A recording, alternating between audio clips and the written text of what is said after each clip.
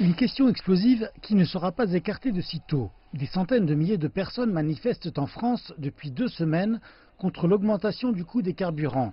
Ce mouvement se nomme Mouvement des Gilets jaunes en référence aux gilets de haute visibilité que chaque chauffeur doit conserver dans sa voiture en cas de situation d'urgence. Le week-end dernier, certaines manifestations ont pris un tour violent, alors que de nombreuses personnes réclament la démission du président Macron. J'éprouve de la compréhension pour ses concitoyens, mais je ne céderai rien à ceux qui veulent la destruction et le désordre. Macron est demeuré inflexible ce mardi. Il envisage toujours d'accroître les taxes sur l'essence et le diesel à partir du nouvel an. Mais il essaie d'apaiser les électeurs à coups de subventions gouvernementales pour des projets à énergie verte. Macron se défend en disant que son administration n'est pas la seule en cause. Cette taxe, je le rappelle, elle a été votée en 2009, en 2014, en 2015, engageant beaucoup de responsables politiques de sensibilités diverses. Le président se justifie en disant que ces taxes sont nécessaires pour satisfaire les objectifs climatiques. Le coût d'un plein de diesel a augmenté de 23% l'an dernier.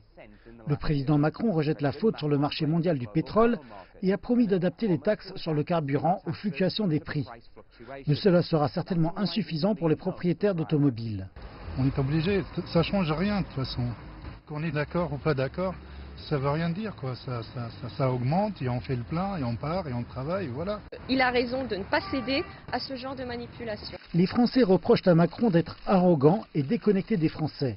Ce qui, selon certains analystes, exaspère de nombreux citoyens. Je pense qu'il doit changer la manière dont il s'adresse aux gens. Il doit écouter, admettre qu'il a fait des erreurs et dire « je suis désolé », mais c'est déjà trop tard. Selon les derniers sondages d'opinion, près de 3 Français sur 4 ne soutient pas ou plus le président Macron. Macron ne change sans doute pas sa position quant aux taxes sur le carburant, mais il espère montrer qu'il entend les inquiétudes plus larges des manifestants. La question à présent est de savoir si les électeurs croient vraiment qu'il les entend.